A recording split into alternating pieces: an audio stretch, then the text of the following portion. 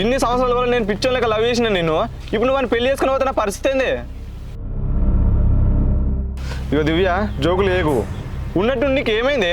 ఇంటికడ మన ప్రాబ్లమా చెప్పే. నువ్వే ప్రాబ్లం నాకు. మా ఇంట్లో నిన్ను యాక్సెప్ట్ చేయరు. మా అమ్మ నాన్నని కాదని నేను నిన్ను పెళ్లి చేసుకోలేను. ఎందుకని యాక్సెప్ట్ చేయరే? నేను ఒప్పిస్తానే.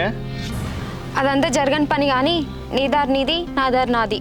ఇన్ని రోజులు జరిగిందంతా మర్చిపో. మర్చిపోవడంది పిచ్చికిన లేచిందా నీకు? నిన్నెట్లా మర్చిపోతానే? అదంతా నాకు తెలియదు. ఇంతసేపు పొర్రాల్సిన అవసరం నాకు లేదు. నీ ఇష్టం ఇక. అట్లా కాదు నా మాటిని. దివ్య మీ ఇంట్లో ఏమన్నా అన్నారా? చెప్పే, మాట్లాడుతానే. నీకు పిచ్చికిన లేచింది కానీ చెప్పే దివ్య. ఎవరైనా చూస్తే ఎట్లుంటా చెప్పు. ఏమనుకుంటారు ఏమనుకోరు కానీ చెప్పే, మీ ఇంట్లో మన మ్యాటర్ తెలిసిందా? చెప్పు, నేను మాట్లాడతా. అవన్నీ నీకు అనవసరం అంతే. వదిలే అన్నప్పుడు వదిలే. అసలు నువ్వు లేకుండా ఎట్లా బతుకుతానే? నువ్వు లేకుండా ఉండలేనే. ఇది ఆగు, నువ్వు ఆగు. ఏమని చెప్పు. ఎందుకు చేయబట్టుకుంటే ఎవరన్నా చూస్తే ఎట్లుండని అప్పటి నుంచి చెప్తున్నా కదా. నీ ప్రాబ్లం ఏంది చెప్పు, నేను మాట్లాడతా. నువ్వే నా ప్రాబ్లం, అర్థమైందా?